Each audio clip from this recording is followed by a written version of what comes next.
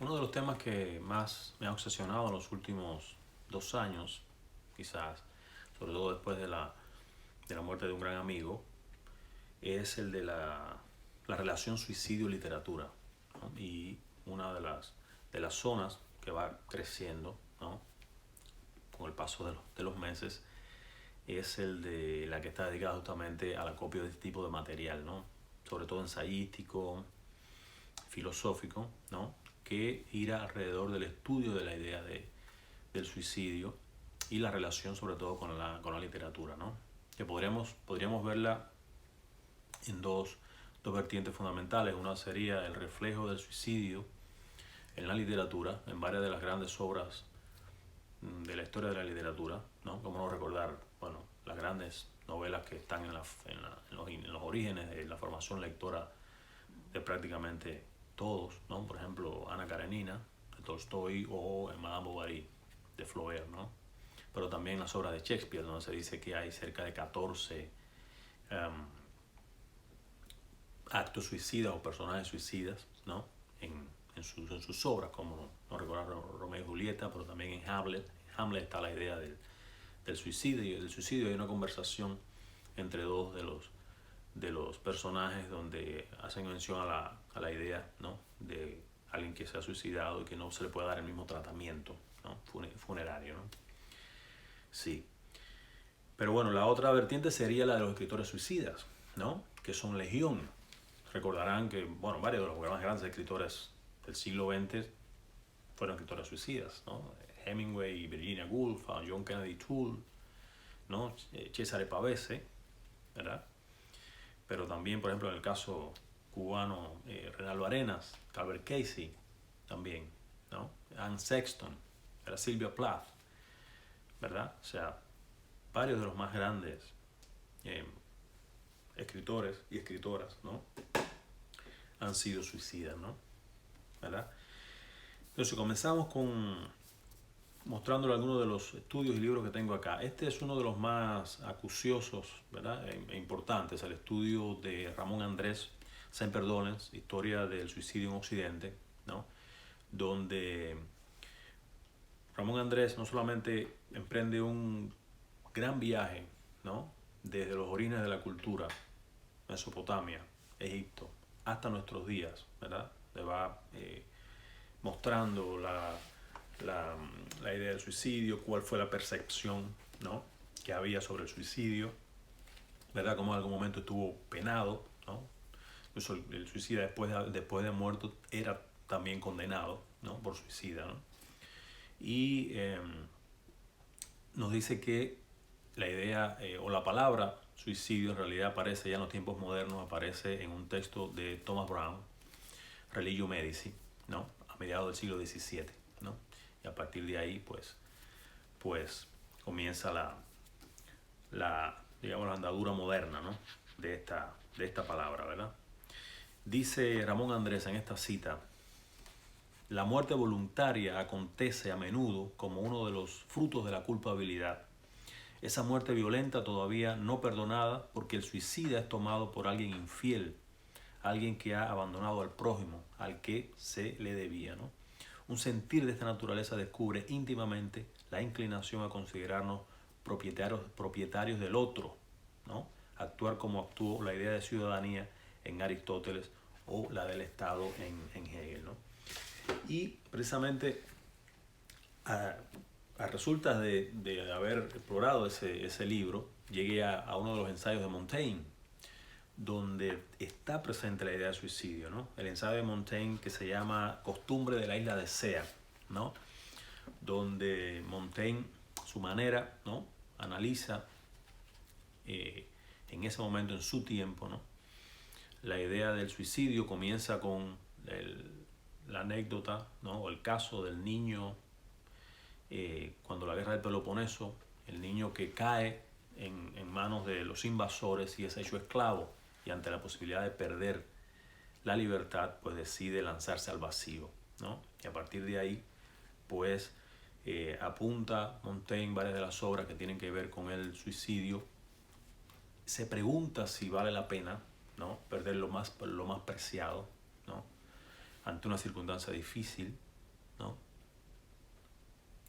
Lo más preciado que es la vida, pero cierra con obviamente una idea muy provocadora, que es decir, bueno, ante el temor a una muerte peor, pues estaría justificado, ¿no? cometer el suicidio, ¿no? Sí. Entonces, la relación también literatura-suicidio está en estos dos libros. Primero de Al Álvarez, El Dios Salvaje, o The Savage God, lo tengo en inglés. Y el otro sería Surviving Literary Suicide, que es el de Jeffrey Berman, ¿no? El primero de Álvarez, a partir del caso de Sylvia Plath, que él conoció muy de cerca y estudió, ¿no? También explora la relación suicidio-literatura, sobre todo a partir, la obra de Dante, de John Donne, de Chatterton, ¿no? El suicidio en la era romántica, y llega al siglo XX, por ejemplo, cómo los dadaístas veían el suicidio, ¿no? Ese suicidio como un arte, ¿verdad? Habla de el mundo cerrado del suicida y lo estudia a partir de falacias, teorías y sentimientos, ¿no? Él mismo se confiesa un suicida frustrado que lo intentó, ¿no? Y en el caso de Jeffrey Berman, también explora las obras de algunos escritores suicidas, por ejemplo Virginia Woolf, Hemingway, Sylvia Plath también, ¿no? Y Anne Sexton. Y también analiza, la relación depresión-suicidio en William Styron, ¿verdad? Y en la novela The Awakening de Kate Chopin, ¿no? Lo que pasa que en este estudio, que es quizás más académico que el de Al Álvarez, ¿no? Hay una anécdota personal de Jeffrey Berman, donde él cuenta que un gran amigo, ¿no?, cometió suicidio y lo llamó. Le dijo: acabo de cometer suicidio, he tomado una serie de pastillas y estoy esperando la muerte, ¿no? Y él confiesa que él se sintió absolutamente paralizado, ¿no? Porque no sabía qué traicionaba más, ¿no? Si traicionaba al amigo llamando a la policía, o a las personas que lo socorrieran, o se traicionaba a él, ¿no?, al querer ayudarlo y no hacerlo, ¿verdad? Y confiesa que esa parálisis le duró bastante tiempo, ¿no? Porque su amigo finalmente, unas horas después, pues, falleció, ¿no? Producto de eso, ¿verdad? Sí, otro de los buenos libros que tengo acá es el Tractatus Lógicos Suicidales de Hermann Berger, el escritor alemán, ¿no? Que a propósito de la Divina Comedia de Dante, ¿no?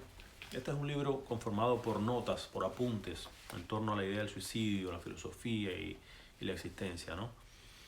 Dice acá Hermann Berger: Dante dedica a los suicidas uno de los cantos más oscuros del infierno. En el séptimo círculo, debajo de los herejes que arden en sus ataúdes y los asesinos que hierven en un río de sangre, hay un bosque oscuro y sin caminos, donde las almas de los suicidas habitan eternamente en los árboles en forma de espinas torcidas y venenosas, ¿no? Y también es uno de los magníficos libros, ¿no?, que exploran la idea del suicidio, ¿no? Sí. Otro es el de Simon Chrisley, Apuntes sobre el suicidio, ¿verdad?, por Alpha Decay. También tiene que ver con una experiencia personal. Según Chrisley, dice acá: en 2007, Edward Levé se suicidó en su apartamento 10 días después de entregar el manuscrito de suicidio a su editor.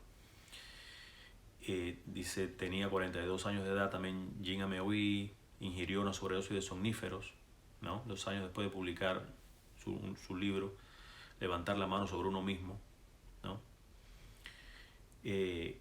Así arranca Apuntes sobre el suicidio, un ensayo de Chrisley, ¿no?, donde repasa reflexiones sobre el suicidio, diferentes fuentes, para llegar al fondo del asunto que le interesa. ¿Qué significa estar en posesión del regalo de la vida y en qué consiste la maldición de poder elegir libremente entre vivirla o, por el contrario, optar por la muerte, ¿no?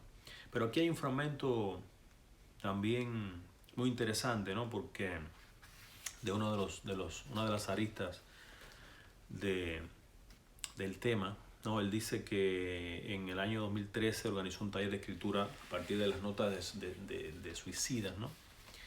Y comenzó un poco a estudiar el tema, ¿no? Él dice que la nota de los suicidas es un intento desesperado de entablar una comunicación.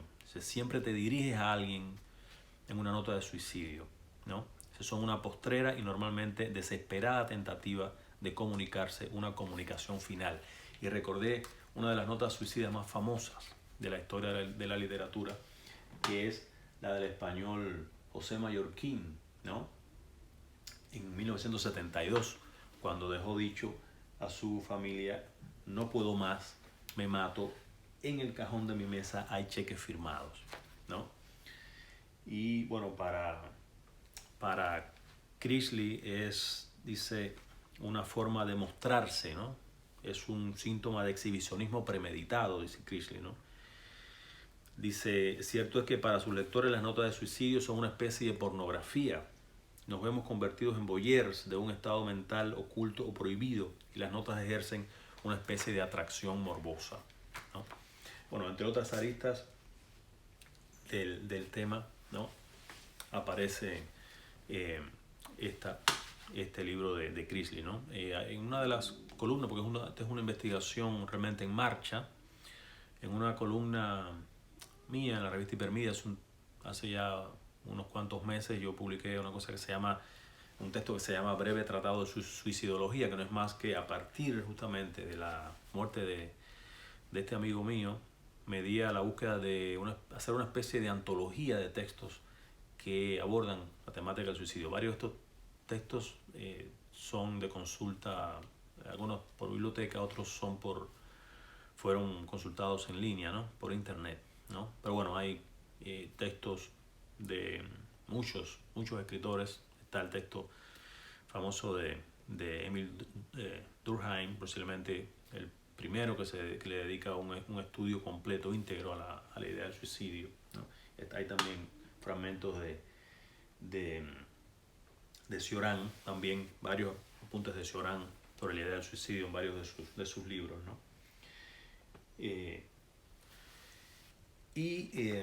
Aparece por supuesto un fragmento de este ensayo, El mito de Sísifo, de Albert Camus, ¿no? Que no es que sea específicamente sobre la idea de suicidio, sino más bien es un ensayo mucho más profundo sobre la arista de la existencia, pero justamente para Camus la idea del suicidio es la idea más importante para la filosofía contemporánea, ¿no? Y así comienza justamente el ensayo, el mito de Sísifo, ¿no? Donde él dice, no hay más que un problema filosófico verdaderamente serio, que es el suicidio, ¿no? Y bueno, por supuesto, mucho más allá habla por ejemplo, recuerdo que estudia Los endemoniados de Dostoyevsky, una de las obras que él menciona, ¿no?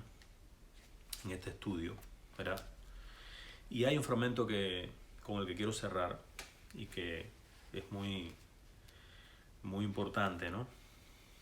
Sobre esto, donde él dice, matarse en cierto sentido es confesar. Es confesar que se ha sido sobrepasado por la vida y que no se la comprende.